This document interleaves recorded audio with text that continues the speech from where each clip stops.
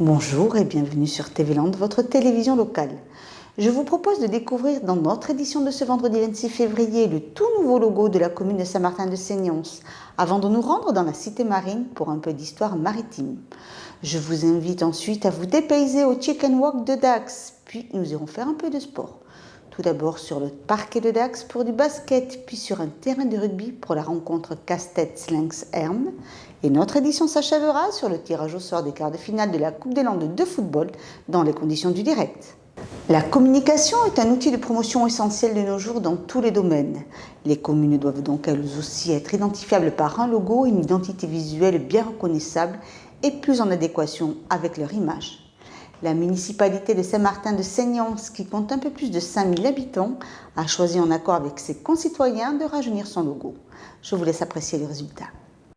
Saint-Martin-de-Seignons a choisi de dire adieu à son ancien logo, vieux d'une vingtaine d'années, pour laisser place au nouveau, plus en accord avec l'image de la commune. Il fallait refondre ce logo puisque l'ancien n'était plus assez représentatif du dynamisme de la ville.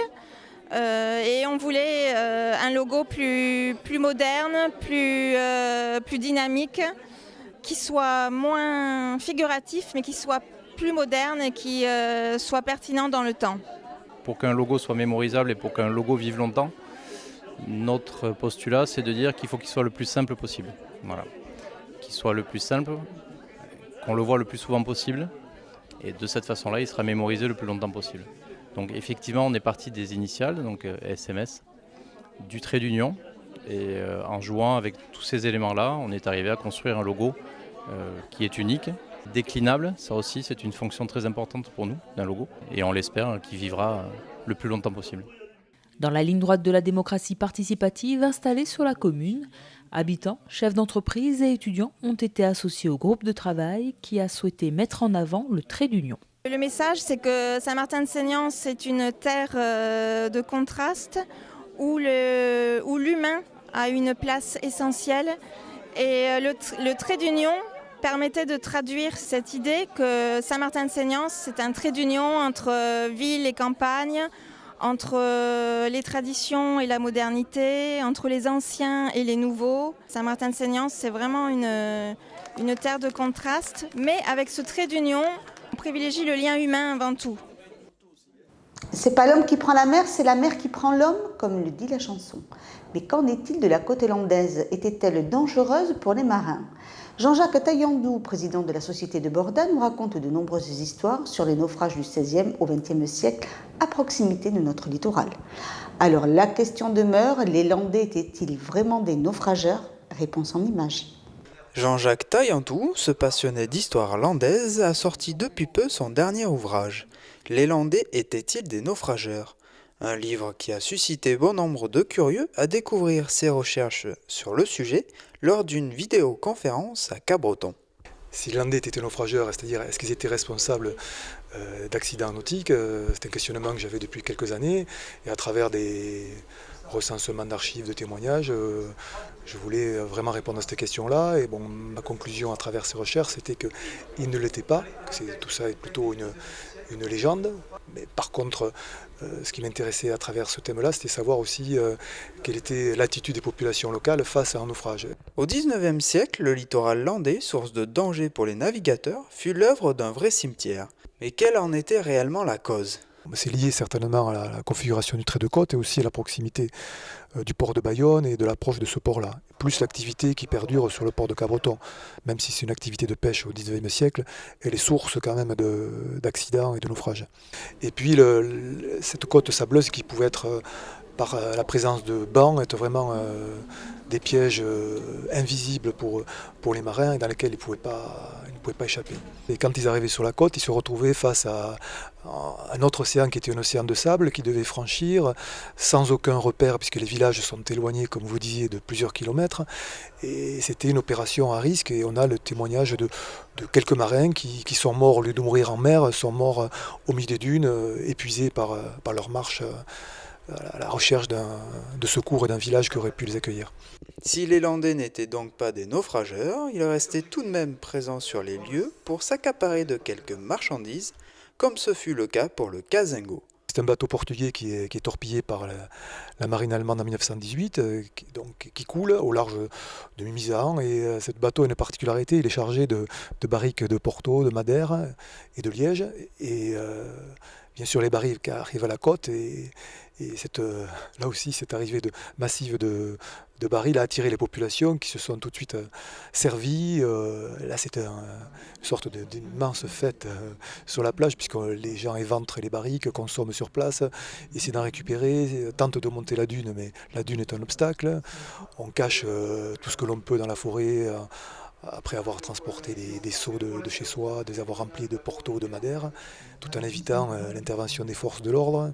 Voilà, et ça a été un épisode qui a marqué les mémoires, parce qu'il y a des épisodes qui étaient très cocasses ou qui ont eu lieu sur ces plages que la morale même ne peut pas raconter aujourd'hui. Même. Des épaves que vous pourrez toutefois admirer à marée basse, comme celui du Rhône, échoué en 1889 à Contis-Plage. Maintenant, un peu de dépaysement avec une nouveauté à Dax, un restaurant aux saveurs et concept original qui a ouvert ses portes lundi, le Chicken Wok. Un reportage qui va sans nul doute vous faire saliver, regardez. Après plusieurs années passées dans les cuisines de restaurants, pour la plupart asiatiques, Pao Wang se lance à son compte avec le Chicken Wok qui propose une restauration rapide aux saveurs d'Orient, un concept nouveau sur Dax. La particularité, c'est vraiment, on tape sur de la restauration, on va dire entre guillemets, rapide. Donc les gens peuvent manger chaud, rapidement, et ce qui différencie vraiment, c'est la façon dont on présente nos plats, on les vend. C'est-à-dire c'est dans des box en carton, jetables, donc on est vraiment sur, on va dire, différemment des restaurants asiatiques qui existent déjà. Sur place ou à emporter, composez vous-même votre wokbox pour moins de 8 € et Pao se charge de la cuisson et de l'assaisonnement en quelques minutes. C'est de la cuisinée à l'instant devant les clients. Donc les clients ont le choix on va dire, la formule, c'est se prendre une base qu'on propose à base de nouilles et de riz. Donc après, ils viennent chercher leurs ingrédients, choisir leurs ingrédients, viande et légumes. Et après, il y a la sauce qui suit. Donc il y aura 5 sauces qu'ils auront le choix de mettre en place pour composer leur plat. Une formule qui a séduit les invités lors de l'inauguration. C'était bien parce que ici à Dax, il n'y a rien pareil. Très bien, une bonne ambiance, très conviviale et très bon. Très bon. Et pour préparer ces plats et garantir saveur et fraîcheur, Pao privilégie les circuits courts. On s'apprévisionne ici sur Dax en légumes sur un petit marché à Dax. Là. Donc du coup après les viandes, on a nos fournisseurs. On essaye de se fournir le plus près possible, sans aller chercher très très loin. On est sur la fraîcheur et la qualité, oui. Enfin, pour celles et ceux qui n'apprécient guère la cuisine asiatique, il y a aussi du poulet, d'où le chicken dans le Chicken Wok. On a mis à côté ce côté chicken un peu pour les enfants qui n'ont pas trop l'habitude aussi de manger ces plats asiatiques-là. Et il y aura cette proposition au niveau des produits de poulet frit, des manchons, panés, il y aura des tenders, et après des wings, et des frites. Situé au carrefour de la rue d'Apromont et de l'avenue Georges Clémenceau, Pao vous accueille au Chicken Wok tous les jours, sauf le dimanche midi, avec prochainement la livraison à domicile. Et maintenant, un peu de basket. En parallèle du championnat, les Coupes des Landes et du Sud-Ouest offrent aux équipes en lice un challenge supplémentaire. La Coupe du Sud-Ouest, qui regroupe 24 équipes de pré-nationales, nationales 3 et 2, soit 3 divisions différentes, a débuté le week-end dernier. Retour sur le match entre Union Gamargue Dax de National 2 et Aget Modoazit Chalos de National 3. Sur leur parquet, les basketteurs de l'Union Dax-Gamarde, qui jouent en National 2, ont débuté le match avec un handicap de 7 points, puisqu'ils évoluent dans la division supérieure à leurs adversaires du jour. Des matchs de coupe à handicap et à élimination directe qui ont pour les clubs et leurs supporters une dimension particulière. Le championnat est tellement compliqué par rapport à la Nationale 2 qu'on essaye de se faire plaisir avec les coupes, que ce soit avec la Coupe des Landes qu'on organise à Gamard-les-Bains cette année, donc chez nous, ou avec la Coupe du Sud-Ouest qui se joue en finale sur un plateau à Pont-Marès. Ça sort un petit peu de la routine du championnat. Ça permet de rencontrer des équipes qu'on ne rencontre pas, bien sûr, durant la saison. Donc ça permet un petit peu de rencontrer des équipes de différents niveaux, tant supérieurs qu'inférieurs. C'est toujours intéressant à jouer. Après, voilà, on essaie de faire le maximum, même si pour nous l'objectif prioritaire c'est quand même le championnat, le maintien en championnat. Après les coupes, entre guillemets, c'est accessoire, mais autant en faire bon usage, quoi. Dans ce premier tour de Coupe du Sud-Ouest, les joueurs de Christian Ortega ont su conserver leur avantage en première mi-temps avant de se faire submerger par l'attaque d'Aquoise.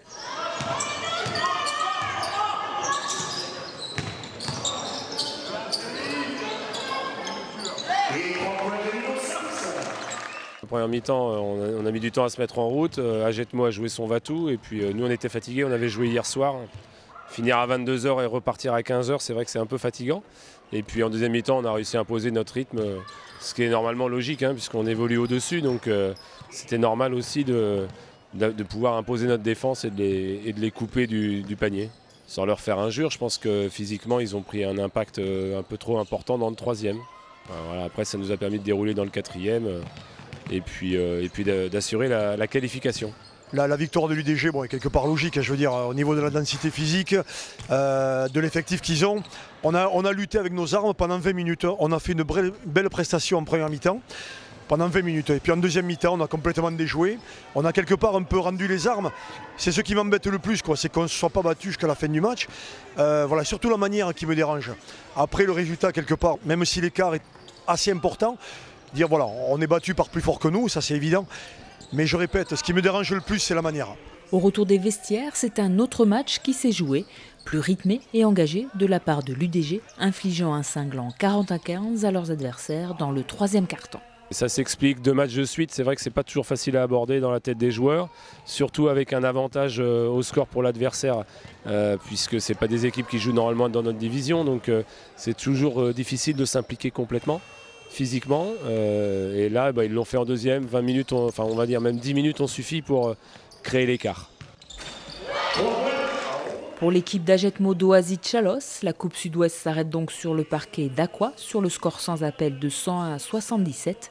L'UDG, quant à elle, se qualifie pour les 8e de finale. Quittons les gymnases de basket pour le grand air des terrains de rugby.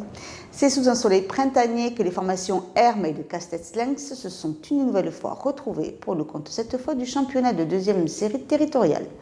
Une affiche maintes fois revisitée que les joueurs de l'entente Castets-Lynx avaient à cœur de remporter pour conforter leur place de leader. Un face-à-face familier entre Castets-Lynx et Hermes ce dimanche 21 février.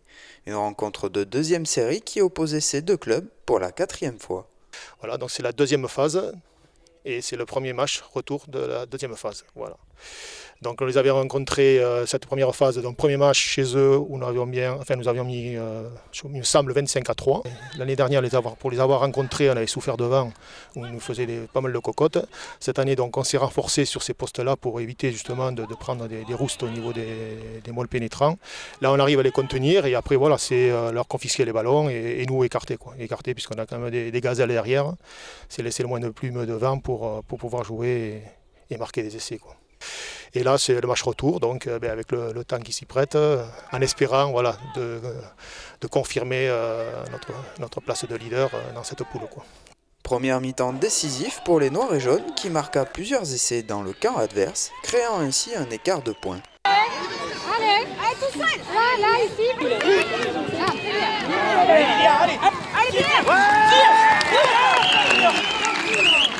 Lynx a su faire preuve de ténacité en réalisant un essai jusqu'au dernier coup de sifflet qui clôtura le score de 34-5. Castets-Lynx remporte encore la victoire.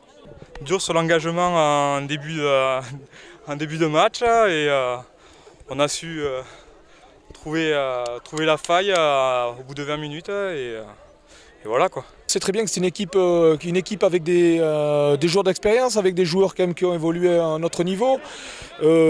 Costaud aussi, costaud également dans le combat, présent, plus costaud que nous, mais bon, voilà, on a su trouver les ingrédients, les contrer surtout, et dans l'engagement, voilà, et les consignes surtout. Voilà. Aujourd'hui, l'objectif était de marquer, de gagner déjà dans le premier temps, et ensuite le bonus offensif, ça a été rempli. Voilà, après bien sûr, il y a des imperfections, mais si on était parfait, on ne serait pas en série, bien entendu. Donc on fait de notre mieux. Écoutez, voilà, tous, joueurs, entraîneurs, et le staff autour, et tout le monde autour de nous. Voilà. Le club souhaite arriver le plus loin possible au championnat de France et de pouvoir reconquérir le trophée de deuxième série. Et maintenant, comme promis, voici le tirage et les réactions des quarts de finale des Coupes des Landes de foot. Lors du tirage au sort pour les quarts de finale de la Coupe des Landes, l'établissement Intersport et le comité départemental de football ont re-signé entre eux une convention de partenariat. Au départ, nous étions très rugby. La Saossa s'est associée au ballon ovale. Et c'est vrai que le fait de rentrer en partenariat avec le district nous a permis à l'époque de gagner en crédibilité et de rentrer dans le monde du ballon rond, dans lequel on était, c'est pas qu'on n'était pas les bienvenus, mais tout simplement nous n'étions pas autour de la table avant le début de ce partenariat-là. Le district, de son côté, n'est que le signataire du partenariat et qui a pour objet de parrainer notamment la Coupe Intersport, qui était avant la Coupe du district, et qui se joue en levée de rideau de la grande finale de la Coupe des Landes, le jeudi de l'Ascension, traditionnellement. Donc notre partenaire offre des équipements complets à toutes les équipes finalistes et bénéficie donc d'une fenêtre publicitaire sur l'ensemble de la journée consacrée à Intersport. Et contrairement à beaucoup de magasins de sport qui le traitent derrière, comme je l'ai dit tout à l'heure, derrière le comptoir, nous ici on a des équipes dédiées, des gens qui se mettent complètement aux horaires et à la portée des clubs. Et ça c'est pour ça que pour nous on ne peut pas passer à côté d'un partenariat comme ça, c'est trop important. Et c'est autour du verre de l'amitié et en toute convivialité que le partenariat s'est relancé.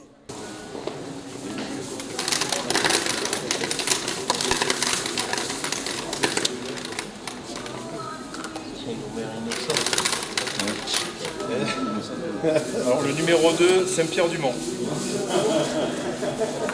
Contre le numéro 5, Parentis en borne.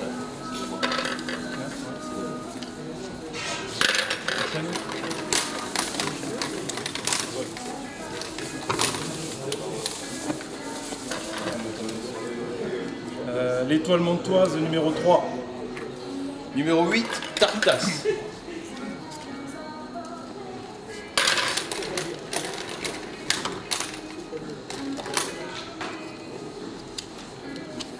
Numéro 7, Doazit.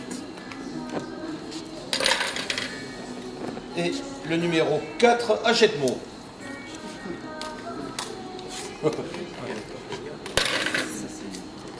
Dernière rencontre. Le numéro 1, le Racing de Dax. Et le numéro 6, Seignos Cabreton. Sousto.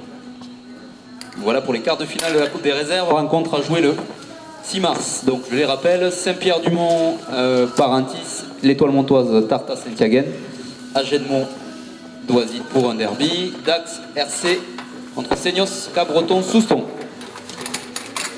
Place maintenant au tirage au sort de la Coupe Intersport La Saossa. Coupe Intersport La Saossa qui a vécu sa première édition la saison passée, puisqu'il s'agit d'un naming. C'est anciennement la Coupe du district que vous connaissiez. On peut continuer.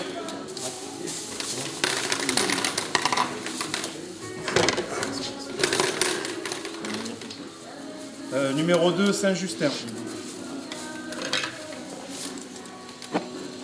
Contre le numéro 6, Saint-Perdon.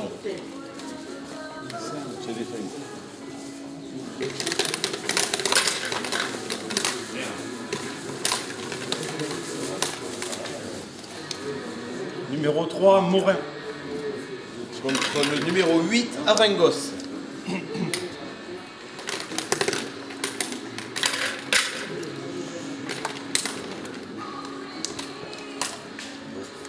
Numéro 7, Chalos. Et numéro 5, Parentis en borne.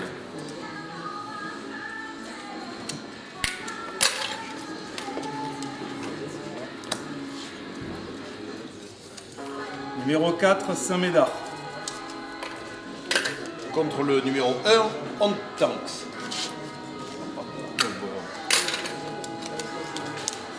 Alors, les 4 rencontres, Saint-Justin-Saint-Perdon, Morin, Arengos, Chalos, Parentis et Ontanx qui accueillera Saint-Médard, rencontre également à jouer le 6 mars. Et enfin, pour terminer, les quarts de finale donc de la Coupe des Landes.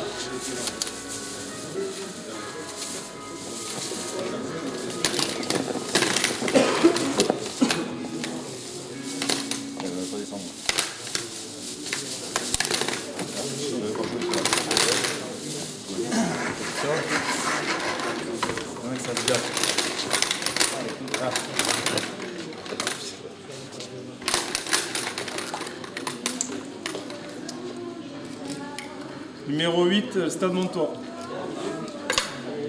Contre le 7, Tartas. Assez habituel et difficile pour nous puisqu'on sort sur 3 défaites consécutives dans cette compétition face au Stade Montois. On a eu la chance de les battre chez eux en championnat et espérons qu'on les battra pour cette année en coupe. Voilà. Il y aura 3 confrontations cette année, donc ce sera encore chez nous. Et puis début avril, on ira à Tartas en championnat. Donc il n'y a pas de tirage bon ou mauvais. Quand on s'inscrit dans une compétition, c'est pour essayer d'aller le plus loin possible. Donc on essaiera de faire au mieux. Numéro 4, Saint-Pierre-du-Mont.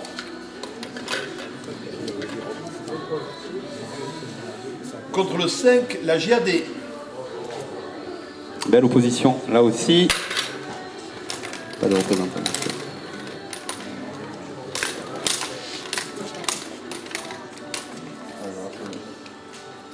Numéro 1, La Boyère. Contre le numéro 2, Saint-Paul-et-Dax. Deportivo. Alors là aussi, on a les représentants des clubs, on va prendre leur avis. Et notamment celui de La Boyère qui reste sur une grosse performance, qui vient d'éliminer le tenant. Peut-être revenir sur votre rencontre contre Ponton en 8e.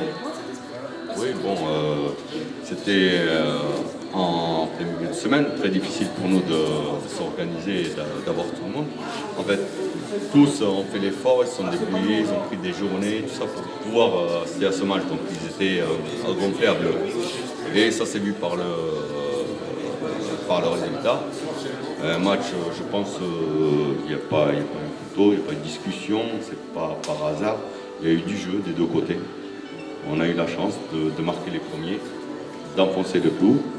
Bon, ils sont revenus avec un but avant la mi-temps. Et on est rentré en deuxième mi-temps avec la même envie et on a pu tenir les 90 minutes comme ça, ce qui était super pour nous. Et maintenant, le tirage, nous, c'est que du bonus maintenant. Donc, tout ce qu'on fera en Coupe des Landes, on essaiera de représenter la Boyère grandement et essayer de jouer notre chance maintenant. On sait que tout est possible. Voilà, merci. Merci Kali. Donc la rencontre, ce sera La Boyère contre le vainqueur de la rencontre Saint-Paul-d'Espo, Stade Gossin. Morsinx contre Saint-Paul-et-Dax. Donc là aussi, on a les deux représentants des clubs. Mais Morsinx, pour nous, est une équipe qu'on ne connaît pas. On verra sur place qu'est-ce qu'on peut faire, mais pour nous, ça serait bien d'aller le plus loin possible, puisque Saint-Paul, en équipe 1, n'a jamais gagné la Coupe des Landes. Par rapport à Pontos qui a gagné 12 fois, nous avons la première à venir. Donc comme je disais aux joueurs, ça sera que du bonus pour nous. Pour l'instant, on se consacre davantage au championnat. Vous savez, c'est un tirage comme les autres. À part que Saint-Paul est favori puisqu'il joue en division supérieure et que Morsinx on est en train de reconstruire depuis la base. Voilà. Donc on jouera le match à 50-50 au départ et puis ce sera le meilleur qui gagnera. Voilà. Mais avant tout, la priorité c'est le championnat aussi, parce que la coupe, si on peut aller un peu plus loin, on ira. Sinon, on s'arrêtera là. Voilà.